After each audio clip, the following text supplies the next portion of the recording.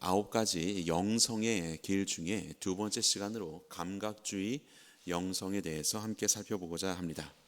질문이 있습니다. 여러분들 속으로 한번 답해 보십시오. 나는 격식을 갖춘 성찬식이 있고 향을 사용하는 소위 고교회파 교회의 예배 형식이 좋다. 여기 보면 고교회가 있습니다. 고교회의 반대는 저교회라고 합니다.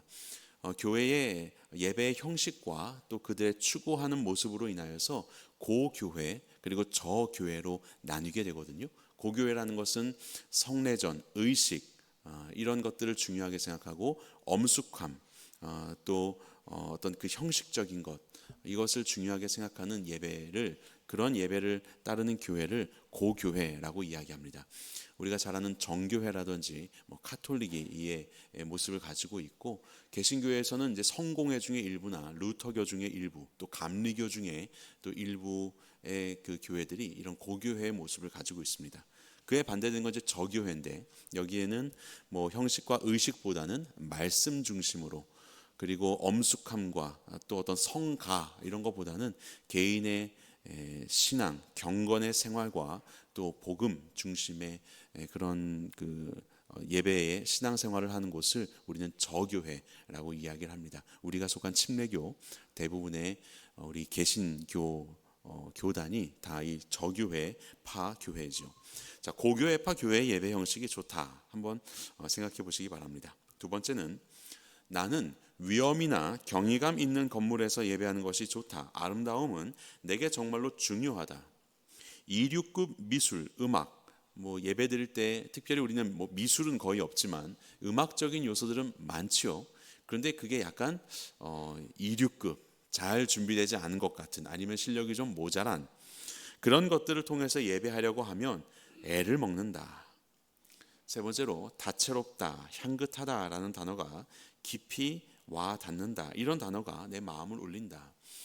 이 세 가지 질문에 어느 정도 수긍이 되시는 분들은 아마 감각주의적인 영성의 결을 가지신 분이다라고 할 수 있을 것입니다. 감각주의 영성이란 오감으로 하나님을 예배하며 사랑하는 것을 말합니다. 단순히 어떤 한 곳에 치우치는 지적인 것 이런 것이 아니라 오감으로 우리의 모든 이 감각을 가지고 하나님을 느끼고 또 예배하는 바로 그러한 모습을 보이고 있는 것이죠. 피에타 상입니다. 아주 유명하죠. 피에타.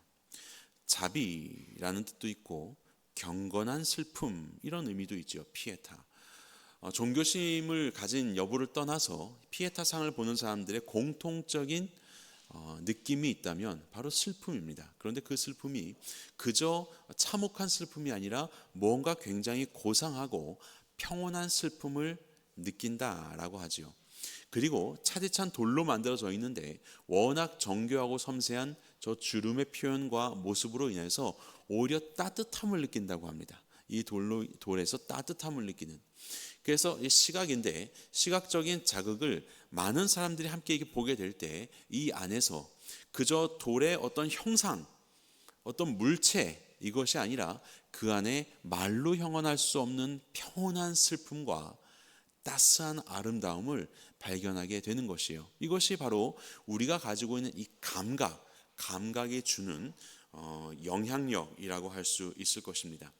미학이라고 있죠. 이전에 미학과라고도 이야기를 하는데 미학 이것은 아름다움이 무엇이며 아름다움을 우리가 어떻게 인지할 수 있는가 이런 것들을 연구하는 이제 학문 분야이지 않습니까? 그런데 이 미학이라는 말이 그리스에서 나왔는데 바로 아이스테시스라고 하는 감각, 지각이라고 하는 아이스테시스라고 하는 단어에서 미학이라는 말이 유래가 되었다고 합니다. 아름다움. 곧 그 아름다움을 포착하는 것은 결국 감각이에요. 우리의 지각이 아름다움을 느끼는 것이죠. 하나님은 성막을 지으라고 하셨습니다. 이것이 우리 오늘 본문입니다. 그리고 특별히 여기에 브살렐과 오홀리압이라는 사람에게 지혜 주시고 능력 주셔서 그들로 각종 금속을 다루게 하시고 나무를 다루게 하시죠. 그래서 조각목을 가지고 금으로 뭐 이렇게 입히기도 하고, 또 여기에 나오는 이제 성전의 기구들을 금으로 만들기도 하고, 또 나무 밑에는 튼튼하게 노스로 또 만들기도 하고, 또 물두멍 같은 것도 노스로 만들기도 하고, 뭐 그렇습니다. 그리고 또 제사장이 입는 거룩한 옷을, 그런 옷을 짜기도 하고, 그리고 이 성막을 덮는 천들을 만들고 휘장들도 만들게 하는, 그렇게 이 귀한 일들을 하나님께서 특별한 능력과 은사를 주셔서 이 사람들을 통하여서 만들어내게 하세요. 성소에서는 무엇 하는 것인가? 하나님 앞에 제사 드리는 겁니다. 오늘날 우리의 의미로는 하나님께 나오는 예배라고도 할 수 있을 것입니다. 그런데 그 예배의 그 장소의 모습을 한번 보십시오. 그야말로 우리의 오감을 자극하는 바로 그러한 곳입니다. 먼저는 저 하얀 색깔 천으로 둘러싸 있지요. 그래서 성막을 보호하는데 저 이 휘장이 그 울타리가 있고, 울타리 밖에서는 성소가 잘 보이지 않습니다. 이 울타리가 높기 때문에. 그래서 성소 윗부분만 보이는데, 성소는 해달의 가죽으로 가장 위에 지붕을 덮기 때문에 그냥 시커멓고 갈색인 것이 뭔가 이렇게 그냥 이렇게 있는 거죠. 그래서 별로 그렇게 아름다워 보이지는 않습니다. 그런데 이제 이 안으로 들어오게 되죠. 안으로 들어오게 되면 거기에 제사에 쓰이는 여러 가지 번제단이라든지 물두멍이나 이런 게 놓여 있고, 이제 성소가 보입니다. 그런데 그 성소에 나무에 금을 씌워서 이렇게 그 성소의 틀을 만들죠. 밖에서는 볼 수 없는 반짝임과 아름다운 모습이 거기에 있습니다. 그리고 성소로 들어가는 휘장이 있고, 또 지성소로 들어가는 휘장이 있습니다. 청색, 자색, 홍색 실, 가늘게 꼰 배실로 만든 화려한 천사들의 모습으로 수놓아진 천입니다. 그리고 이곳을 들어가게 되면 겉보기에는 그 해달의 가죽으로 시커했지만 제일 아래층으로 덮이게 되는 천이, 그 지붕 천이 있는데, 그 역시도 이 휘장처럼 천사들을 수놓은 아름다운 형형 색깔의 그 천의 색깔이 있습니다. 물론 성소 안에는 창문이 없기 때문에 캄캄합니다. 그런데 거기에 금으로 만든 등잔대가 있고 항상 촛불이 켜 있게 되지요. 그래서 그 촛불 속에서 반짝이는 금빛과 그리고 화려하게 수놓아진 아름다운 그 지붕의 모습, 이 천의 모습을 보게 되는 것입니다. 그리고 그 옆에는 떡상이 있고, 저 앞에는 이제 향을 피우는 향로가 있죠. 여러 향기가 났을 것입니다. 그리고 화려한 모습의 이러한 그 시각적인 자극들이 있었겠죠. 그리고 이제 두 번째 지성소로 가는 휘장을 넘어서 들어가게 되면 1년에 한 번씩 대제사장이 들어가게 되는데, 거기에는 역시 창문도 없고, 그리고 거기에는 등잔대도 없습니다. 촛불도 없습니다. 그야말로 암흑 그 자체입니다. 지성소는 정말로 암흑 그 자체입니다. 그 암흑에 들어가면 아름답게 정교하게 만들어진 언약궤가 있습니다. 근데 사실 뭐 눈에는 보이지가 않습니다. 워낙 깜깜하니까. 그곳에서 그는 단순하지만 하나님이 말씀하신 대로 온 백성들의 죄를 대속하는 제사를 드리지요. 캄캄하지만 오직 이 촉감에 의지하여서 이 모든 것들을 다 예배하는, 바로 그러한 예배를 대속죄일에 대제사장이 드렸을 것입니다. 하나님은 바로 이러한 성소 가운데 백성을 만나주시고 지성소 위에 임하게 되시는데, 그것이 구름 기둥이다 혹은 또 불기둥이다, 이런 표현이 있고, 또 하나님의 임재는 짙은 안개와 같은, 연기와 같이 우리 하나님께서 임재하시는 그런 모습을 우리에게 보여주기도 합니다.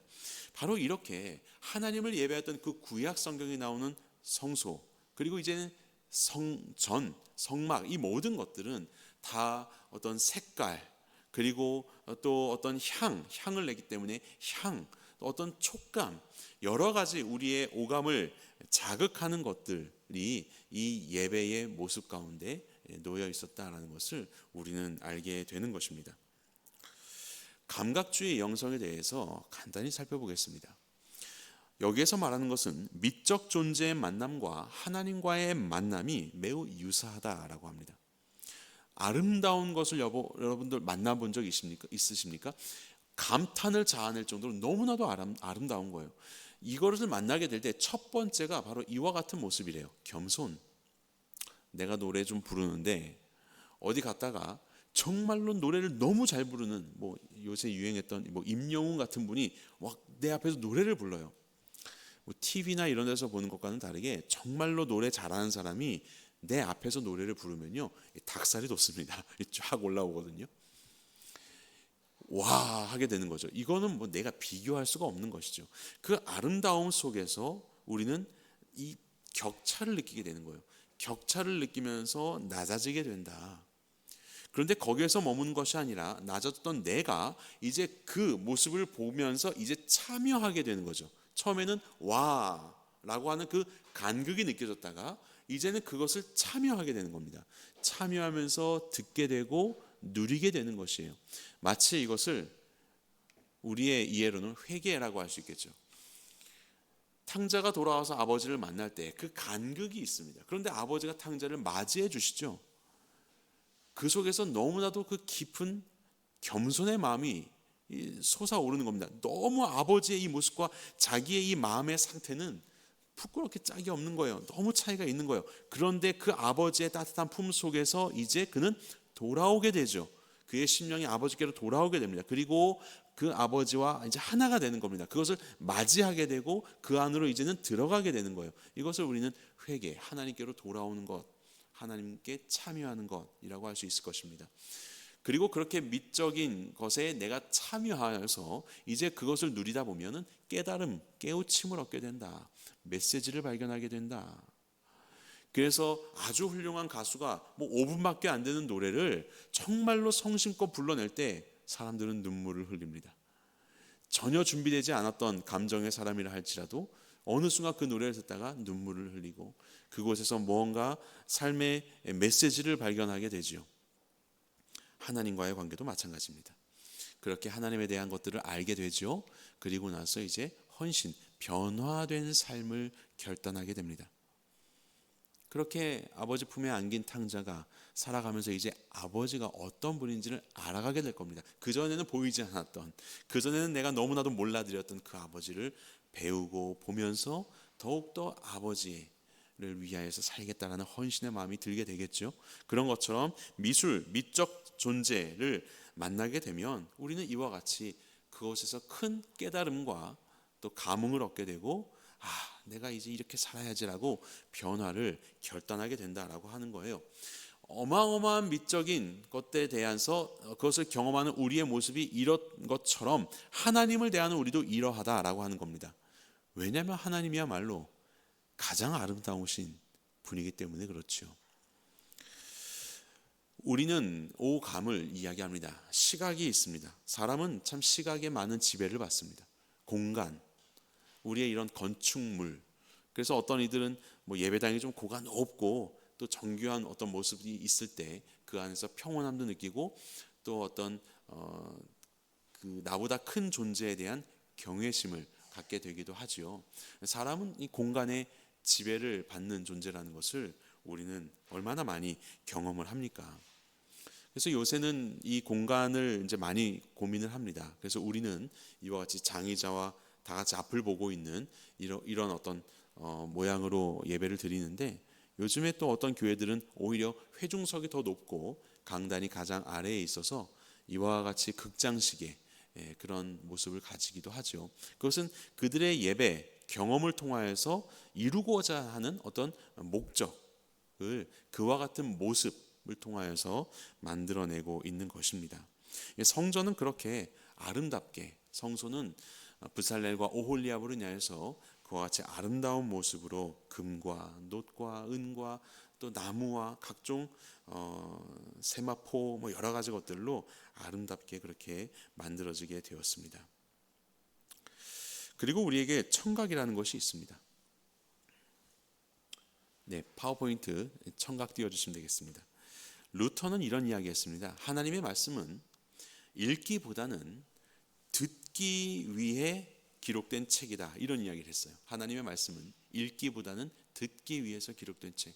그러고 보니까 성경 시대에 뭐 얼마나 많은 사람들이 말씀을 읽을 수가 있겠습니까? 문자를 알기도 어려웠을 것이고 굉장히 한정되어 있죠. 이와 같은 두루마리 책을 갖는다는 것은, 그래서 누군가가 큰 소리를 읽으면 그것을 많은 사람들이 듣는 것으로 하나님의 말씀을 알게 되었을 거예요.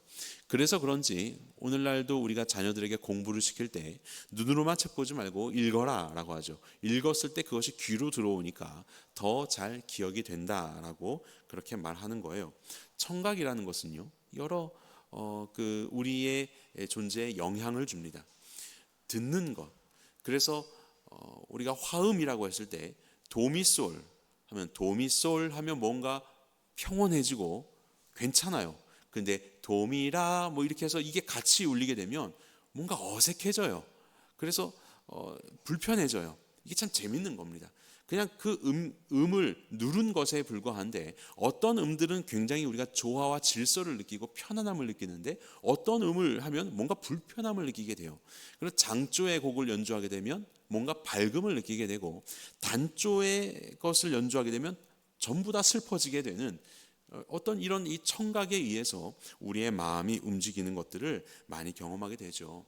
성경에 보면 새 노래로 하나님을 노래하여라 라고 해서 노래와 찬양이 많이 강조됩니다.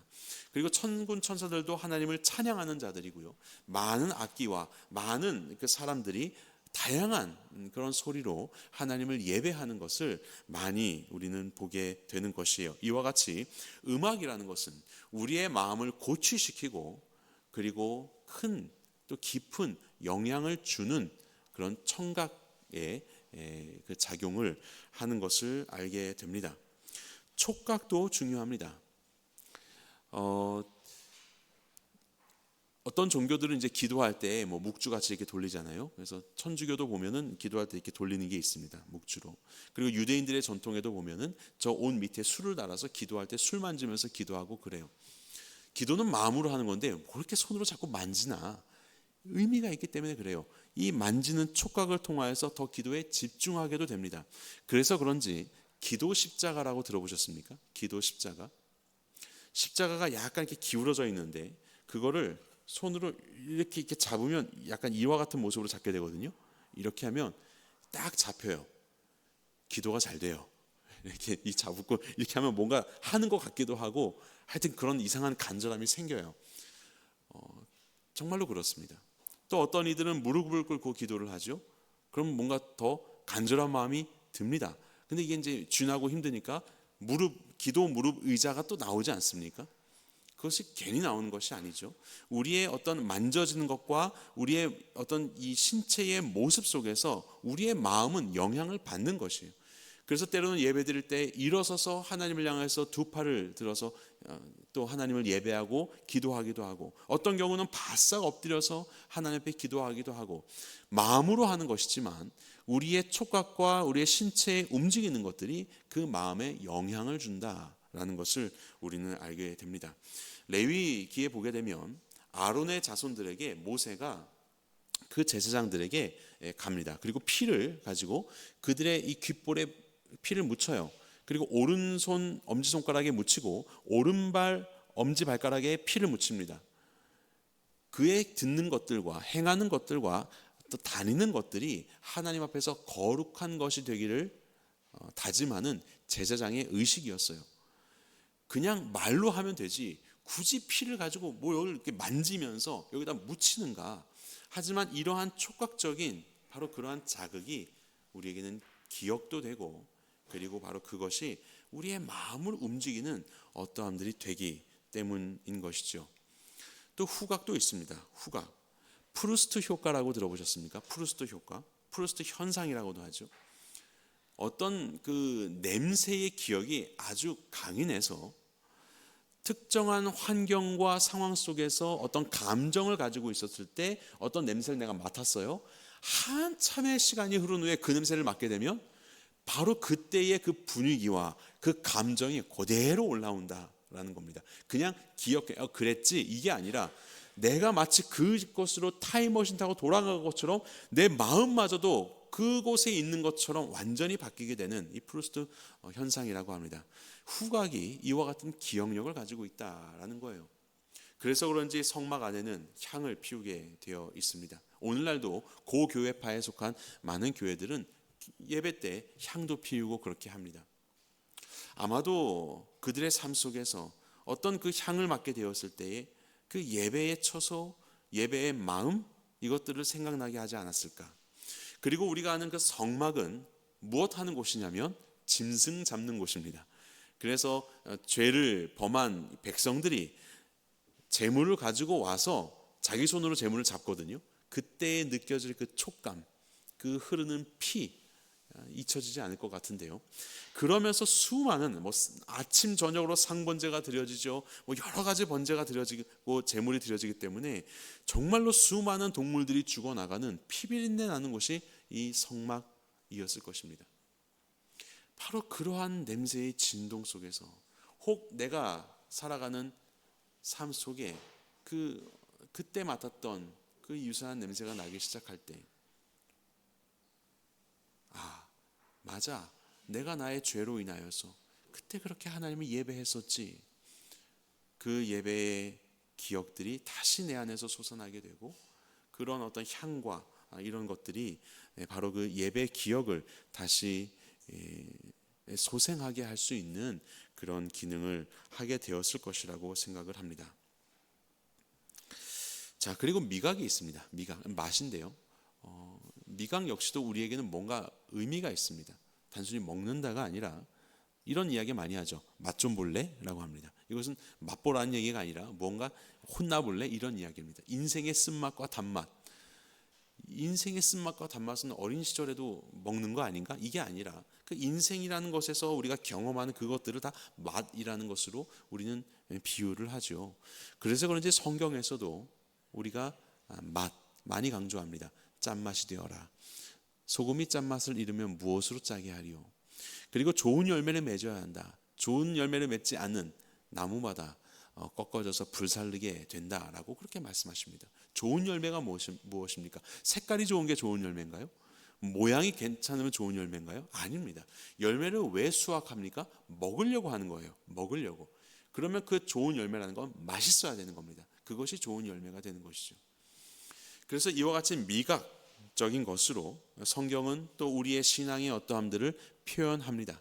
그만큼 그런 것들을 먹을 때마다 우리는 맛있다, 달다, 좋다라고 하면서 그 안에서 우리가 이렇게 세상 가운데 이런 맛을 내는 사람이 되어야 하지. 이와 같은 기분 좋음, 이와 같은 기쁨을 그 하나님 앞에 드리는 사람이 되어야 하지. 정말 더운 여름날에 시원한 냉수 한 그릇, 맞아, 나는 이러한 성도가 되어야 하지라는 어떤 그런 결단을 해볼 수도 있을 겁니다.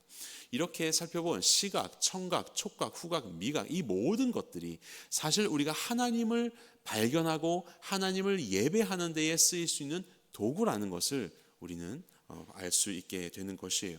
그래서 하나님은 성경의 곳곳에서 나타나실 때 에스겔에 나타나실 때도 어마어마한 불과 그 섬광 속에서 나타나시고 큰 많은 물소리, 우레소리와 같이도 나타나시고, 그러면서 또 그 선지자들에게 하나님의 두루마리를 주는데 두루마리를 먹었더니 막 쓰고, 이런 여러 가지 그 오감의 영역들을 가지고 하나님은 그들을 만나 주시는 것을 알게 됩니다. 계시록 보더라도요, 마지막 때가 되면 막 큰 나팔 소리가 울린대요. 성도들의 소리, 이 모든 천상의 소리가 많은 물소리와도 같이 막 온대요. 각종 휘황찬란한 보석과 아름다운 모습 속에서 하나님의 흰 보좌가 나타나고 하나님의 통치가 이루어지는 나라가 되게 된다고 합니다. 그것은 정말로 아주 무언가로 가득 찬 오감이 풍성한 그러한 모습과 예배 속에서 우리는 하나님을 찬양하게 될 것이에요. 그저 조용히 나는 있는 게 좋다, 그것이 경건이다라고 생각하시는 분들은 아마 천국 가면 매우 힘들어지실 수도 있을 겁니다. 그것은 정말로 우리의 오감을 다 자극하고 활용하여서 하나님을 높이는 그런 나라일 것입니다. 그래서 우리가 오감으로 하나님을 예배하며 사랑하기 위해서 어떻게 해야 하냐면 구체화해야 합니다. 구체화. 등산하셨습니까? 산을 경험해 보셨습니까? 그냥 다리로 올라서 산에 올랐다가 내려오는 것도 등산이지만 산을 경험하기 위해서 우리는 저 높은 곳에서 한껏 숨을 들이마시죠. 해 끝까지 이 공기를 다 들이마시고 또 눈을 감고 바람을 느껴보기도 하고 그 산의 소리들을 들어보기도 하고 내 안에 있는 온 오감을 활용해서 그 산을 경험하지 않습니까? 단순히 그냥 다리로 올라갔다가 내려왔다가 아니라 바로 그렇게 산을 경험했을 때 와, 좋다라고 우리는 그 경험을 하지 않습니까? 요즘에 젊은이들은 단순히 영화를 보러 갈 때 2D 영화를 보지 않고 3D 영화를 많이 봅니다. 입체로 나와요. 3D를 넘어서 4D 영화도 있습니다. 영화에서 바람이 불면 나도 바람이 느껴집니다. 막 앞에서 바람이 나와요. 무슨 진동이 있으면 의자가 막 진동이 됩니다. 이 4D 영화거든요. 아니 그냥 보고 있으면 바람 부네, 뭐 흔들리네, 지진이네 라고 아는데 뭘 이게 왜 내 의자가 왜 이렇게 움직이는 겁니까? 참여하는 거예요.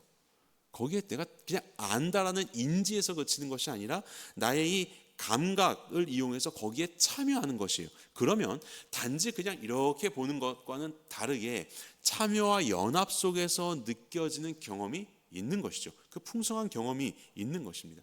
우리는 등산을 하더라도 영화 한 편을 보더라도 바로 그러한 오감 속에서 그것을 느끼고 참여하고 알아가게 되는 거예요.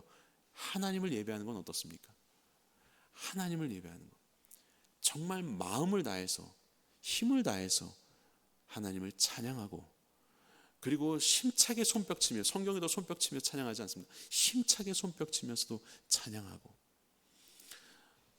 우리의 이 느껴지는 많은 이 모습이 정말로 하나님을 향해서 어떻게 하면 내가 하나님을 전인적으로 전심을 다해서 경험하며 나의 오감을 다해서 하나님을 받아들이고 또 높일 수 있을까? 바로 이러한 것들을 고민하면서 하나씩 하나씩 한번 구체화해 볼 필요가 있는 것이죠. 우리의 예배는 어떠한가? 우리의 음악은 어떠한가? 그냥 마음이 중요하니까 대충 해서 드리지 이것이 아니라 정말로 아름다우신 하나님 앞에 우리가 할 수 있는 최선의 아름다움으로 열심히 연습하고 좋은 화음을 만들고 그래서 소양 있는 음악으로 하나님을 높이는 바로 그러한 예배를 드리는 것. 잘 짜여지고 잘 구상되고 그리고 마음을 다해서 준비된 그런 정돈된 예배를 드리는 것. 너무 과하게 화려하지는 않지만 그래도 깨끗한 그 공간 속에서 하나님을 위하여 함께 모여 예배 드리는 것.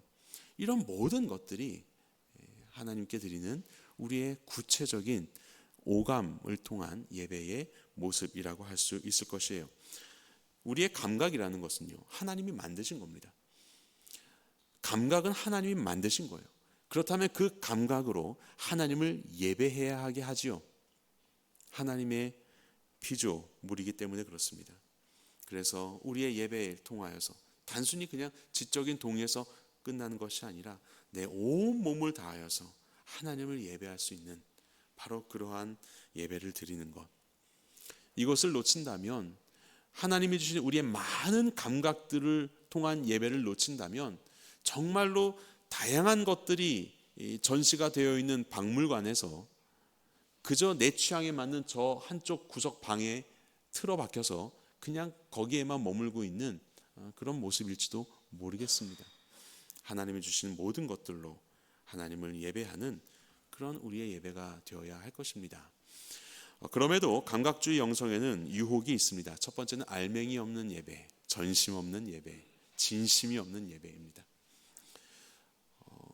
분명히 모습은 찬양인데 찬양을 드리고 있는데 생각은 다른 데가 있는 거죠. 모습은 이 오감을 자극하는 것처럼 노래와 또 모습으로 이렇게 하고 있는데 그런데 정작 내 마음은 하는 것과는 다르게 아무 생각이 없이 그렇게 하나님을 찬양할 때가 있습니다. 제 아무리 소리를 높여서 찬양한다고 해도 제 아무리 정박자를 잘 맞춰서 찬양한다고 해도 그것은 예배가 아니죠. 우리가 바로 이러한 예배가 되지 않도록 우리의 찬양 속에서 우리는 정말 이 가사를 잘 묵상하는가? 이 곡조를 하나님 앞에 음미하며 기쁨으로 올려드리고 있는가? 우리는 돌아보아야 할 것입니다. 그리고 두 번째는 미의 우상화입니다. 그 아름다움을 추구하다 보니까요. 우리의 그 오감의 최선으로 우리가 만들고 추구하다 보니까요. 그것이 우상이 됩니다. 오늘날에도 그 천주교에 가다 보면 그 입구에 마리아상이 있습니다. 그래서 사람들은 그 마리아상 앞에서 이렇게 기도하고 뭐 여러 가지 행위들을 해요. 그들도 압니다. 그 마리아상이 마리아가 아니라는 걸 압니다.